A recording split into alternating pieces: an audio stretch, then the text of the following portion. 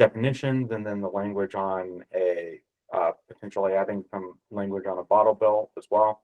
So we have a lot to get to, but I'll turn it over to our co-chairs first. Mike or Angie? Sure. Good morning, everyone, and thank you all for joining again. I think after last week, very productive meeting, I'm looking forward to the same type of thing today.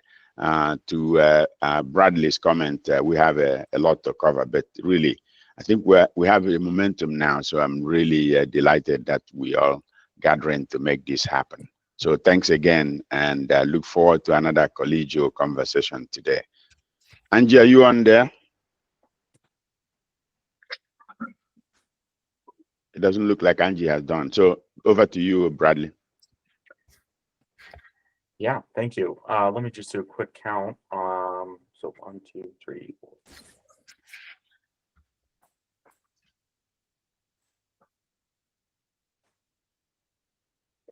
So we have 12. I know John Nyman from Republic is probably going to be calling on later as well. But we do have 12, which we have enough to start this meeting. So I brought up, and we already talked a lot about the recycling definition, or the proposed recycling definition. Just know that there already is a definition of recycling that we are currently using. There is an open question on whether this definition of recycling is just for EPR, or if it is for our main statute, authorizing statute, which is from the Maryland Recycling Act. And so the question is, does it only impact EPR, or does it impact all of MRA reporting and recycling as well? So that's another part of this discussion that probably needs to be figured out, and just some of the implications of that. If, let's say, alternative daily cover is not recycling for the purposes of EPR, but it still is for the Maryland Recycling Act reporting that gets sent to us. If glass, let's say, goes to alternative daily cover, and it is not packaging, let's say it is, we have some thrift stores that will grind and crush glass and whatnot, and it could be like vases and stuff like that. The question is, would that count towards a county? Would that no longer count towards the county's recycling rates? Because at this time, we do count alternative daily cover towards recycling. It has to be done in certain ways, and we do see it as at this time, a beneficial use in terms of covering landfill, preventing windborne litter. There needs to be a certain level of compaction, though, stuff like that. And then haul roads as well. Sometimes it gets used for that. So, yeah, just to kind of recap some of the conversation that we had at our last meeting, I did see that there were some council members that did jump on. So if you can put your name in the chat, there was at least one. I think I saw Lee jump on. So we would have 13. Okay. Let me go to the hands. Martha? Yes, I mean, our understanding is that this applies. We are the advisory council for the EPR for packaging bill, and that these definitions apply to the EPR for packaging bill.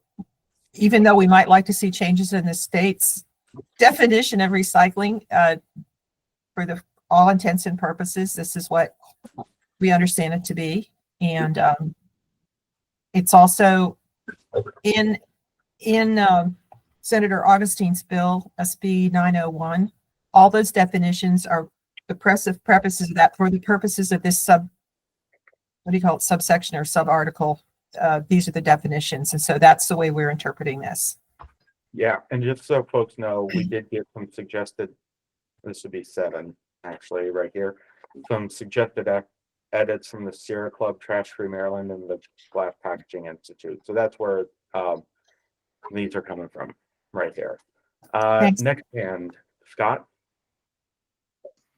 Chris was ahead of me, so No, she answered my question. I'm good. Thanks, Scott. I'll Okay. yield my time. Go ahead. Bradley, I agree with Martha. This is about the EPR, while I would also urge the state of Maryland to change its definition of recycling for reporting. This and not all glass is covered under this bill, right? So Correct. Lamps and vases and housewares, things that aren't a package, a container, are probably not going to be defined in under the law. I think we want to avoid the idea that landfill cover or use within a landfill for roads and aggregate is recycling, and that in every other state debate that we've had on this, and I'm sure Peter may be able to opine, the brands and the producers, do not want to pay for disposal. And I think that opens up a big giant, door for it, not just for glass, for a range of other materials. So, Yeah, Chris. All right, I do have a question now based on Scott's comments. So would alternative daily cover count if it goes outside the state of Maryland? That would just be something for consideration. I don't think it should. I think it should, but that's just my comment. Thank you. Okay. Yeah, Eileen, I think you were next. I actually think Peter was next. Oh, Go ahead, Eileen. I was just going to recommend then that we preface the definitions that we're deciding upon or deciding to recommend to say something outright so that it's clear for the record that, like for the purpose of EPR as per SB 222, these definitions, the following definitions are applied, something like that to make it clear. if they go under the subsection, then my understanding it would only apply to that program. Although we might need an environmental attorney to take a look at that as well.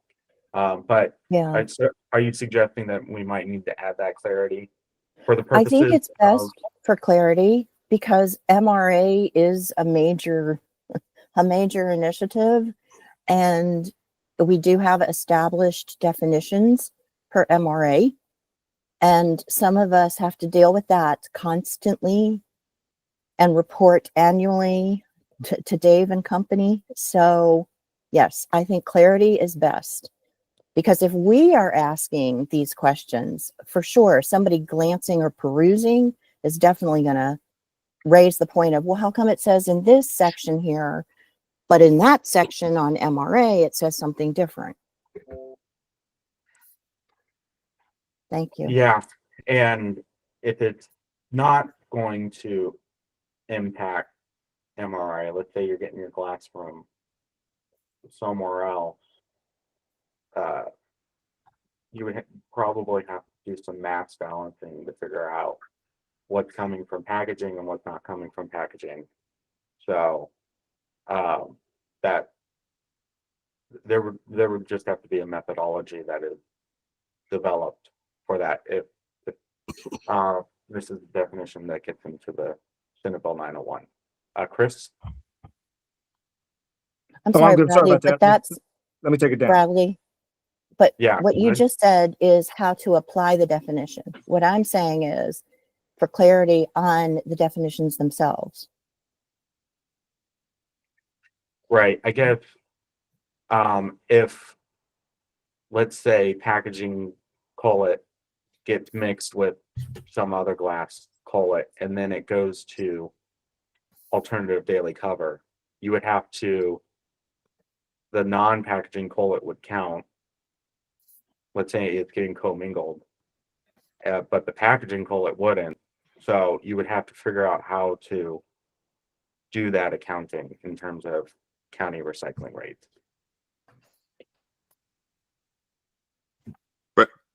Sorry. Yeah, Scott? Perhaps this is an opportunity to talk to everybody about some of the other things that come with EPR for packaging. There will be extensive tracking and reporting of the end markets Sure. and where the material goes, and all of the facilities in the states will have to be tracking and reporting to the PRO about their end markets and the distribution of the material that's picked up and covered and being paid for by the producers. So, you know, And that- if it's container, usually there is a definition of glass that is container glass. Covered material is material that is going in as packaging, not windows, mirrors, things of that nature. Most Sure. glass processors don't mix the streams. If you're getting the glass back to processing, it's getting back into the supply chain. If you're sending it directly as landfill cover, I don't know of another of the 5 states that has done anything that has included that. Okay. So it sounds like it might not necessarily be an issue from an accounting. I don't think it's going to be an issue if the rest of the bill is set up, you know, properly with definitions. Okay. All right. Peter? Sorry, 2 things just quickly. I assumed from the needs assessment that ADC was already excluded because they clearly excluded as part of the recycling rates in the needs assessment. So my assumption was that was already a given. The only small change I might suggest, the last numbered element, is it just easier to say other forms of use within the footprint of the landfill rather than saying beneficial use or disposal? Because to me, then, like, what is beneficial use? You're just saying don't put it in a landfill footprint, right? So to me, it just simplifies it a bit, makes it easier to follow. Yeah. And so our needs assessment, just if you haven't gotten to the page in the 600 or so pages yet, we had a table in there that took it out for purposes of PPP recycling rate. We took it out of that particular recycling rate, but we had a disclaimer in there that glass recycling currently counts towards your towards a county, or ADC counts toward a county's recycling rate currently. So okay, I think Michael, you were next. Thanks, Bradley. I want to go back to the comment that Scott made. I think we may want to think about this. When you look at glass, for instance, architectural glass, that's a flat glass. The process is entirely different from, you know, hello? Is that an echo or something? Sorry. So I'm going back to say, to Scott's comment, flat glass is different from bottle glass. Maybe we should really define packaging glass or really comment on that. I don't think it will hurt to bring that clarity. There are 2 different things in my opinion, because the processes are different. Flat glass is different. It flows like what PPG makes, but bottle slightly different. So maybe, Scott, what would be the clarity that would eliminate any kind of ambiguity in this process? Some states have taken to using it as soda lime glass so that you don't include borosilicate or some of the other, you know, things. Typically, there's going to be an acceptable list of material. So one of the things that happens is there is a acceptable materials list, right? At least I'm pouring off of the Colorado process where we've spent many days talking about what's in and what's not. So you exclude things like ceramic, porcelain, you know, are not on the materials, you know, wide list, and the state will go through either MDE or the pro with the advisory board will go through a list of acceptable materials or not. Windshields, windows, tinted things, you know, stuff like that just doesn't mix in the same stream. It's usually in the construction and C&D and scrap side of the equation, not in the residential, you know, side of the equation. So there's all sorts of different ways to do it. But when you want to define the materials, typically, you know, soda lime glass is used to define the glass, but I think it's also the covered materials, and the covered materials are packaging, not windows. So there's a couple different ways to do it in the law. I don't know that we need to do it, spend so much time on it here. And I agree generally that we're talking about the definitions under the EPR law. I'm not trying to change Maryland's definition of beneficial use. I'm not trying to exclude people that use other materials, you know, like ash or whatever else is being used as daily cover somewhere that isn't packaging. It's just that if you're going to have container glass, producers are going to pay for container glass. Alternate daily covers, not recycling. It's just not. It's beneficial use, much like waste to fuel or waste to energy, but it's not recycling. Okay. All right. Martha, you had your hand up? Yes, I do. I just wanted to point out that the second part of this definition actually says that to be considered recycled covered material should be sent to a responsible end market, which we already defined. So that means that, you know, even to answer Chris's question, even if it was alternate daily cover in another state, that's not a responsible end market. So that also strengthens the definition. I think it helps solve some of these problems. If you could put that in the chat, Martha, that'd be awesome. Thank you. To put what in the chat? Did you have that? Did you locate that? It's right here. It's right here on the Oh. same page. It's number Okay. 2. Recycle. See, Yeah. to be Okay. considered. Got it. Yeah. So, I mean, yeah. So I think the combined, you know, the changes here are good, point 1, and they're specific, but I think point 2 is important to consider as well. That it has to go to responsible end market. And that's also for the purposes of the EPR for packaging bill. Right. It's not changing the whole definition for Maryland. To help everybody, the only reason that we need to specify it here as alternate daily cover is because ADC is not called, the use of the word disposal is defined in Maryland law, and ADC is part of disposal, not part of disposal. So by just using disposal, you're not eliminating ADC, but the combination of the two makes it clear. ADC is a specific, is not just, you know, passive residual contamination. ADC is a purposeful effort. All right. Well, we already talked a lot about this last meeting. Do we have a motion to vote? So moved, Bradley. I support what's on the screen. And I second it. All right. Okay. So, vote 2. This is yes on the definition as written. If you are a yes, if you could please raise your hand in the chat, if you're on the council too.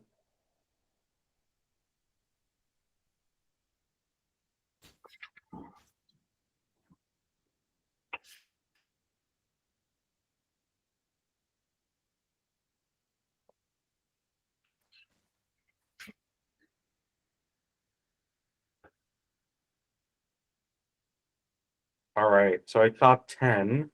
So if you can lower your hand. If you are a no vote on this definition as written, if you can please raise your hand.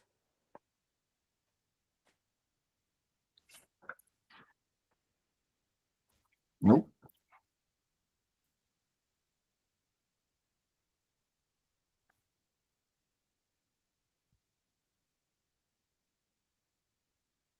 So I see two, and then after the fact, I did see at least two council members. Lee was one of them. I forget who was the second one. Jump on before we had folks put their names in the chat. So we should have Hey, 14 Brad, this is advisory. Delphine. Sorry, this Oh, is Delphine. Delphine, I'm yes. having issues. I'm having issues with Google, and it doesn't let me include comments or raise my hand. But I wanted to vote yes. Oh, so we would have 11 then. Okay, and then that means we have one abstaining. All right. Cool. All right. So moving on to our next topic. So not necessarily a definition, but this was some proposed language about how to potentially harmonize EPR with a potential future bottle bill.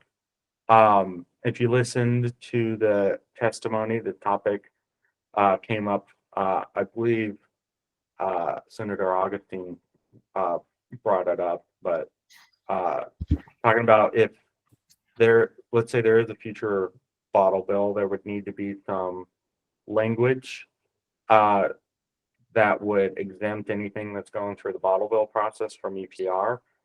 And the reasoning behind that is so that producers would not pay into both programs. It would either be one or the other. So that's kind of the thinking around that.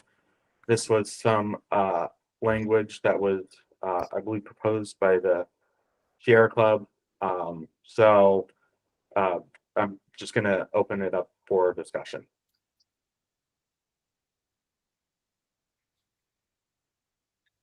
Ellen?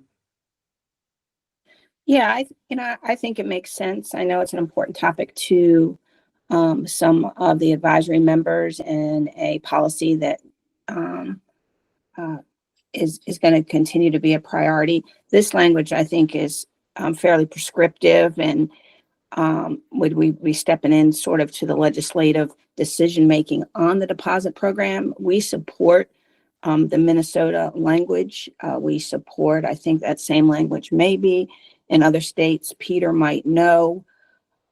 So I think a reference or a recommendation is in order to preserve the important policies of the others on the call.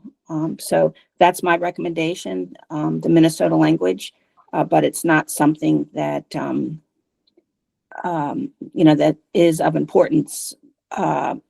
If there's disagreement about accepting that, then we can have open discussion and just minimalize this language and just indicate that if a deposit system is enacted, then the advisory council will harmonize the direction of the General Assembly. The General Assembly would have to be the one that carves it out of the EPR system. But putting prescriptive, Chaz, you're celebrating a birthday there, but putting prescriptive stuff about what the return system looks like is just, I think, a legislative overstep. Thanks. Yeah, Chaz, you had your hand up. Yeah, I don't know where the balloons came from. I'm putting a half away from my my iPad. That was kind of bizarre. Yeah, it just occurred to me that while materials covered in the system are exempt from this program or related financial obligations are reduced, that also means all of the other members of the PRO who are putting in money do not benefit from any revenues received from the program, which may have an impact on their fees, either positive or negative.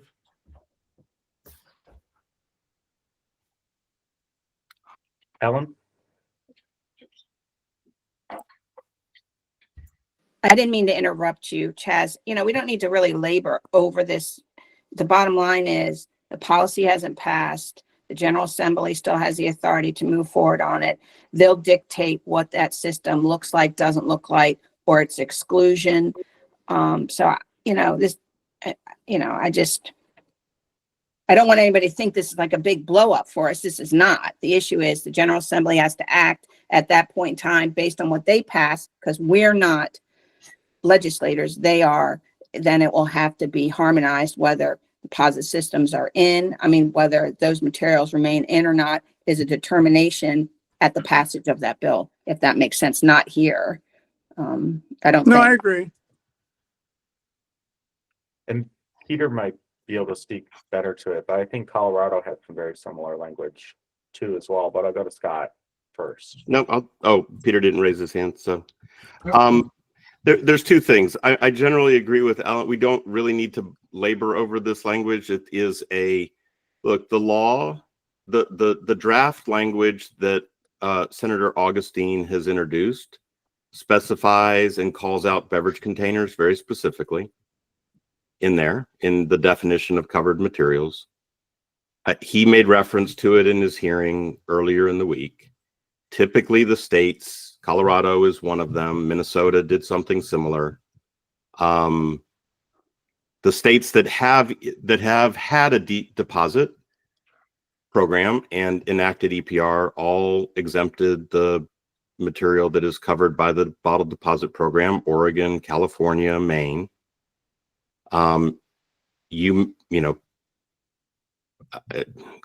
Blowing up the session would be to debate whether the bottle deposit would help here and that we should be more robust. But at a minimum, you want to exempt containers that are under deposit and are managed in a different system, and preserve and just make sure that you're clear that if a container deposit research system is enacted in the future, that those two systems are separate and need to work together, because you're going to get material in one or the other, but that the producers aren't paying for both. So, I mean, I'm comfortable with the language here.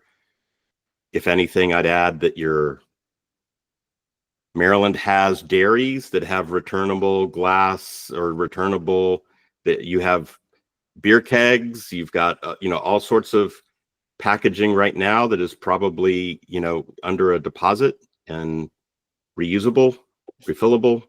I think the rest of the policy that we've been talking about, I think it makes sense to be clear in the future. I don't think it does anything. It doesn't create a program. It just says if one is created in the future. The EPR program has not been created either. So none of this has been created. So Yeah, and I'd like to remind us all the time. Scott, thanks for the reminder. I do have some glass milk jugs that I need to take back to the grocery store and get my $1 back. So I'll probably do that this weekend. Peter? I have zero concerns about the general principle. I just feel like it's oddly specific. And so, there are going to be potentially other programs that, other than deposit return, that may seek to manage materials outside of the main program. So I guess what I struggle with is just why are we recommending this specific of language? And again, I don't know if I have a huge issue with the principle. How this fits into the legislation and everything else, and how are other programs dealt with. I'd rather provide a recommendation broadly on principle than specific language. But Kelly? So would this language, the 3 bullets came from the Minnesota bill, but they had additional things talking about prioritizing waste reduction and reuse strategies, which we also thought was going, maybe farther than we wanted to go. So just for the purposes of this framework guideline, would the first clause be like meet everybody's needs? If a beverage container deposit return system is enacted, the two programs must be harmonized. It gets at the principle of it without being as prescriptive. But I think it is really important because beverage containers are specifically called out in the EPR language to just recognize the existence of the potential of another piece of legislation passing that's got to be harmonized. So just that first part, would that meet the concerns, but still address the principle? Yeah, Ellen? Yeah, I mean, I think that's fine. I follow with Peter. I just, we've come so far. I don't want to look like people, again, we step into this, we're legislators, right? We're going to say there's got to be collection, drop off, dual collection, stuff that's all, the will, the order. I agree with Peter. It just seems a little prescriptive. We want, that's all. It's just an oddity based on, all the other factors we've talked about. I don't know if anybody else has anything. Like I said, I think they got to be harmonized at that point in time, or, the materials are going to be exempt. That will be a determination of a deposit legislation. I think that makes sense. That's all. I agree with Scott. Scott, this isn't a battle royale. If there's going to be a deposit system, I assume we'll be sitting here in another advisory council meeting, another advisory called Bottle Deposit Implementation Advisory Council or something such as. That would be fantastic, Alan. I would love to join that look forward advisory council. Look forward to working with you. But you see my point on that, Scott. I mean, I do. The only argument I'm gonna make is Sure. that if there is a bottle deposit law Sure. enacted later, it's not gonna. Do you really want it to reopen the EPR law? So No, better to put yeah, the exemption in the EPR law Yeah. now. I agree with you. I agree with you on that. There's probably consensus here on that. I just think maybe we do the line and number one, and we go from there. This is not a piece of legislation. It's not regulatory fact. And I assume the playing field, I might be wrong, Scott, and not challenging you, may change on what deposits look like too, right? Into the future, it may look like something that is maybe just privatized, taken on, working with collaboratively. So anyway, I think number one, keep that, and seems fine, and it doesn't look like we're overstepping. It's just what I think, Yep. If Martha? the co-location and the education and outreach is too much for everyone, I can support what Kelly suggested. Martha? Oh, you're on mute. I think it's very important to have this, like, maybe not the specificity. I could go with what Scott just suggested, to put this in the bill, because the perception of many policymakers, they've been led to believe, or for some reason believe, that these things are not complementary. They're somehow substitutes for each other. And this sends the message that they are complementary and can be harmonized to get the best outcome. So I think it's really important to have this in the bill. Yeah, William? I agree with Martha. I think this is important to have in the bill as well. Question I have is, are we limiting ourselves to a future state where it's only beverage container? I mean, with PET and direct food contact, as a direct food contact materials entering the space of a lot of other players, there might be a future where there's you may want to open it up for others to participate as well. So, I mean, just the focus on beverage might be limiting. Peter? Yeah, I guess the way you get around from it is you could say if a deposit return system or other EPR policy, because you're going to get potentially, we already know that we get some rubs between HHW EPR legislation. Like, there's other legislation that potentially has impacts. So if you just broaden it out and just as a general principle that the two harmonize, programs harmonize, I think that may deal with the concern.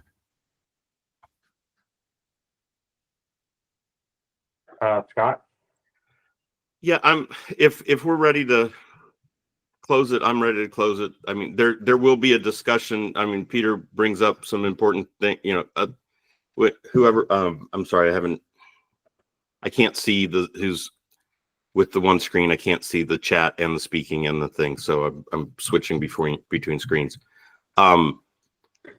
There's going to be other materials. Household hazardous waste. Colorado has a fluid motor oil independent program that's cleaving off of the main program. That's, I think, handled in a different section than this, but I'm ready to call the question. Unless people want to discuss off-ramp. Most of the state's other EPR programs are defined things, mattresses, battery, car batteries, oil, things of that nature. I can't remember how many Maryland has, but that's not packaging, and separate EPR programs are not, covered in this. In a state like Colorado, which didn't have a lot of other EPR already, a little bit, but not a lot. They drew a really wide net and then created an opportunity to have independent programs for things that clearly didn't belong in the bin. So just to answer your question, we do have, or will be, starting up pain care this year. Right. And then our electronics program, I would say, is EPR Lite. It incentivizes free take back at retailers. And then the producers pay a reduced fee if they provide free take back for electronics. So you're going to want to, make sure that the new packaging EPR doesn't include those programs either. Right. All right, Peter.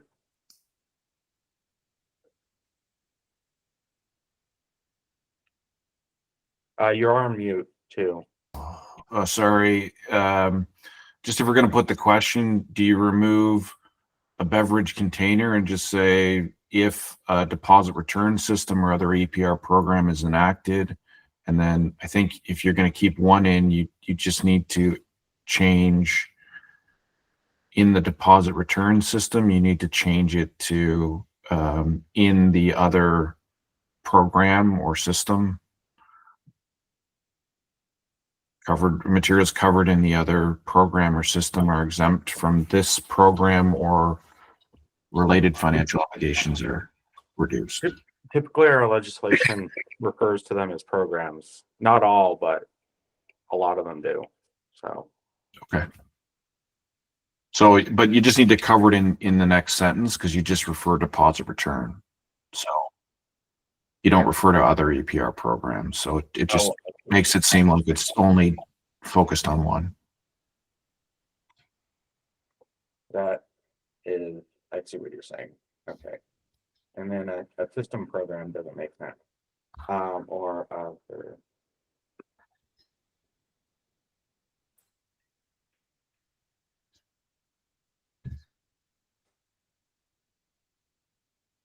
Martha? I would suggest keeping beverage container there and saying a beverage container deposit return system or other packaging EPR program is enacted. I would keep beverage container in there and just or other EPR. The reason why this is important is because beverage containers are a form of packaging. They're not about paint, mattresses, all that. Electronic devices are not the same as packaging. So I would restore beverage container and say or other EPR for packaging program is enacted. So Matt, a quick question for you. If we say if a packaging deposit return system, instead of just talking about beverage, because I think to the point that William made earlier, it may not just be beverage that we're returning. You know what I mean? So maybe we say if a packaging deposit return system, and then we go from there. Are you okay with that?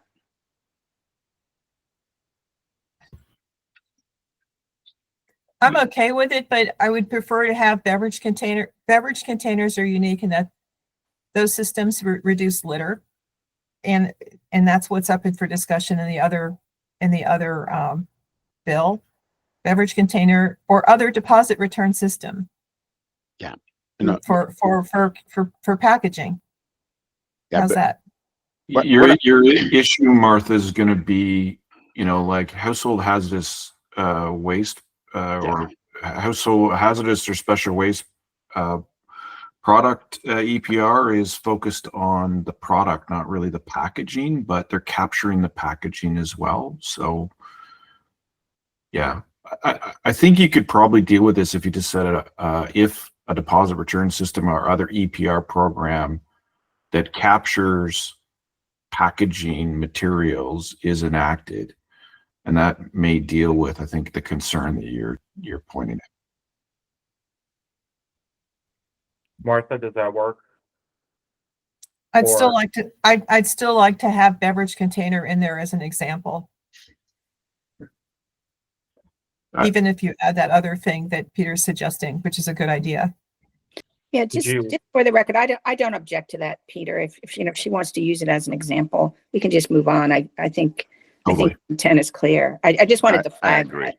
Yeah. Yep. If she Thank you, wants to use it, that's fine. No, I appreciate you always, you know that. And the Peter, you also had that is packaging, or what is that still necessary? That Other that- EPR that is capturing packaging materials. Maybe that's the way to say it. Yeah, and I think Vermont has household hazardous waste EPR, and they don't have packaging EPR, but I think they're talking about it, so they're trying to figure out how that would look like. And I think Vermont might be the only state with household hazardous waste EPR, but I could be wrong on that too. That is correct. Okay. Unless you count batteries as household hazardous waste. And I think they have a separate battery EPR too, and definitely covered electronics. But anyway, Eileen. Yeah, I was just gonna say, I like Peter's, what Peter had recommended. It's along the lines of, the point that many have made, including, for example, Ellen. I think it's oddly prescriptive to, if we don't want to be prescriptive, we don't know the future.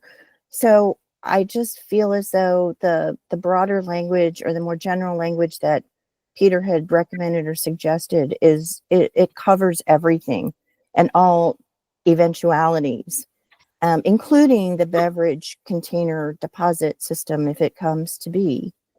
So I would second what Peter had suggested. I think it covers everything. What we're aware of it potentially and what we're not at this point. But and just to go back, Peter, it sounded like you were comfortable, and Ellen were comfortable keeping in beverage container in as well. Yeah, I'm fine to keep it in. It just right now it refers to only a beverage container deposit return system. That's the issue and how it's worded. So I like the way that you've done it on the screen right now, Bradley. It includes Peter's suggestion and my suggestion and Ellen's All right. suggestion. Democracy. All right. So do we have a motion to vote? Motion to vote. A second? Second.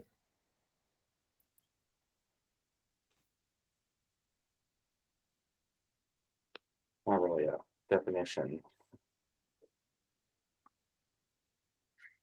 So, if folks can raise their hand for yes on this language as written.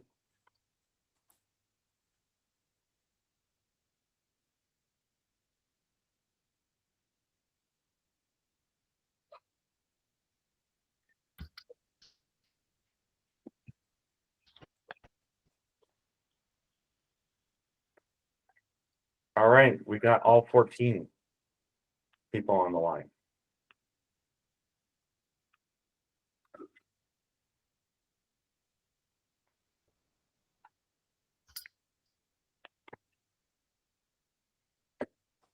All right.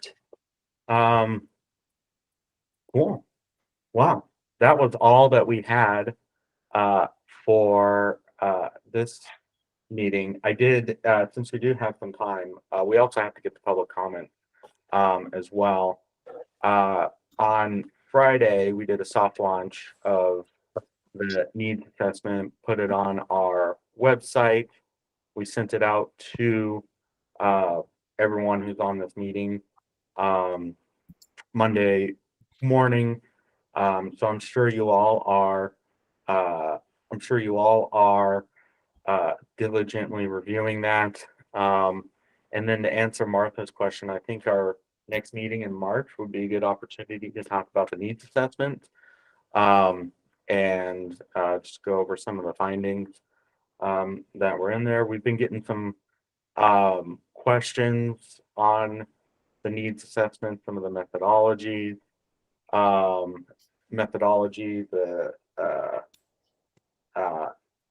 what does this mean? What does that mean? Can you clarify?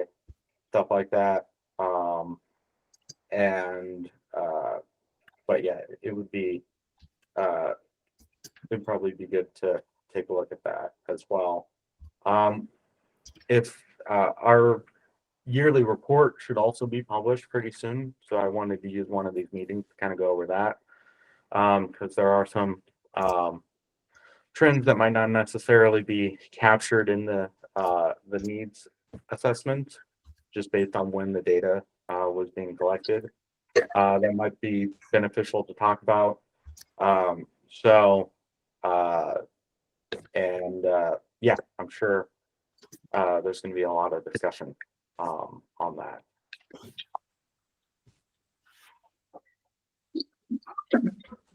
Martha? Sorry, that was for my vote. That was. Oh, okay. Ellen? Well, it's actually about what I put in the chat about Q&A, but I think you've answered. It would be really nice if they could do a presentation overview of the findings for people who can't read 600 pages. Sure. And take Q&A, a public forum of some sort, but also for the advisory council.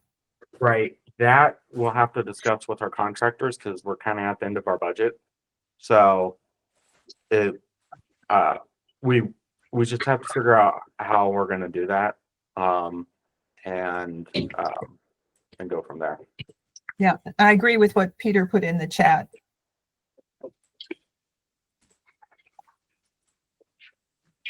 Delphine, I think you were next.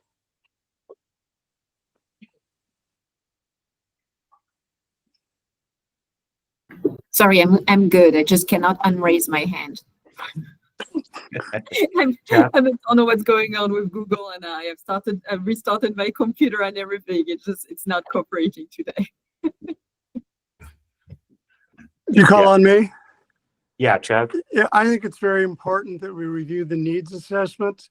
There's some good stuff in it, but it reads as if it was rushed, as if the contractors were told to do a marathon at sprint speed.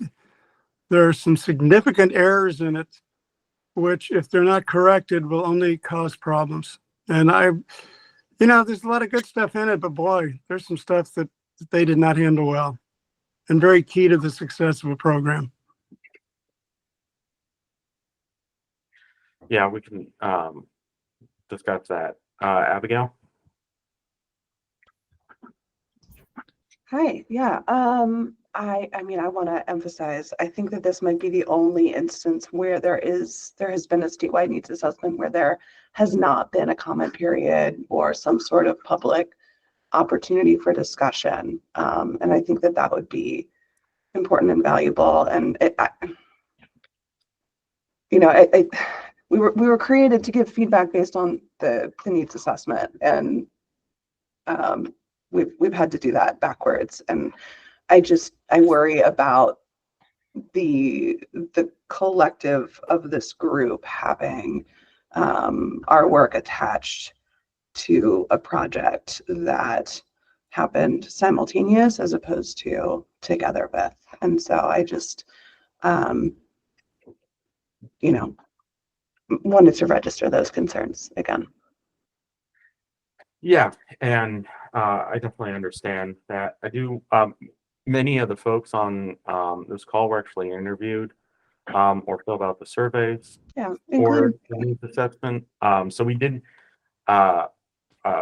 get input from a very wide breadth of various different stakeholders. But yeah, I can definitely understand the point. It's we were trying to get something out. The due date for the needs assessment was July 1st of last year, and we didn't get our money until July 3rd of last year. So, uh, uh, yeah, there was just complications with the schedule. Martha? I was just going to say that, okay, I have only skimmed it, but there are there's important baseline information that you need for the EPR for packaging bill that is not included in a recycling needs assessment. Correct me if I'm wrong. I mean, do they have baseline levels of post-consumer recycled content, toxicity, other baseline levels of the amount of each type of packaging sold in the state? And all these things are very important. So even if it's an outstanding piece on recycling, I'm quite concerned that this project going forward needs to collect that information at the outset, maybe at the expense of the producers, so that we can track progress and set appropriate, starting point from an appropriate starting point.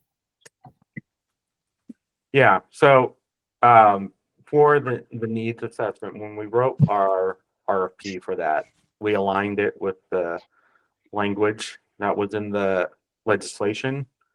So the legislation didn't look at things like PCR or litter or some of those other items.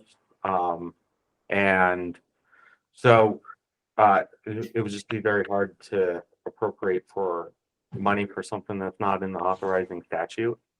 I do know in other states, specifically Colorado, they've kind of done a second round of surveys to try and get some more information that would better help define the information that is going into the plan that's going to be submitted by the pro, essentially.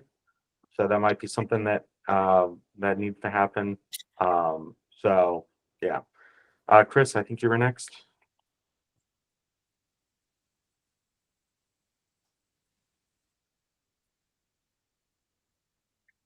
He's muted. All right, sorry. That list provided by NWRA, Brad, was just, a small amount of haulers that were sampled there. That wasn't the complete, set of haulers for the state of Maryland. So I think the sample size that is included in that report is smaller than it needs to be. So I just wanted to add that. Yeah. So and when we sent out our survey, we didn't get responses from everyone. Yeah, understood. Yeah, good. Another example is the municipalities. We had before the needs assessment, like in October of 2023, probably. We reached out to the counties to see which municipalities were handling their own collection. Either they were doing the collection or they were contracting out for that. Yeah. So, but we certainly didn't hear from all of them. Well, So I mean, just feedback. I'm just trying to be constructive so we can have a good process here. A lot of the haulers were telling me that they were only given, a week and a half to respond, and that really wasn't sufficient. But I mean, it doesn't mean we can't fix it on the back end. I thought we at least gave folks a month, and then we were for people who didn't respond, we were giving them a little bit more time because I mean, I talked to a lot of them. I'm just telling you what they told me, so just passing the message. All right, thank you, sir. Yeah. All right, so we do have 3 minutes. There's definitely more information that's going to need to be collected for this, but I do want to open it up for public comment. Is there anybody in the public that wants to make a comment?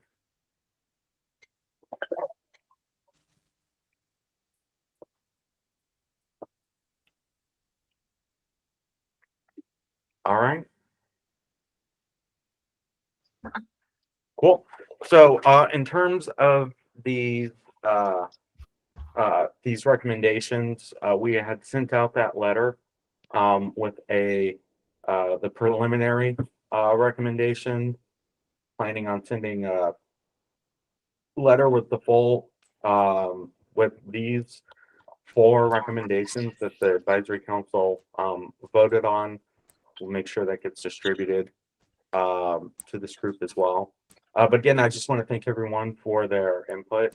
I mean, the last 3 meetings, we were having almost 100% consensus votes with maybe 1 no vote or maybe 1 abstaining. So this group, there definitely seems to, there definitely appears to be a good amount of consensus, which is good for the program that will be developed if the legislation passes.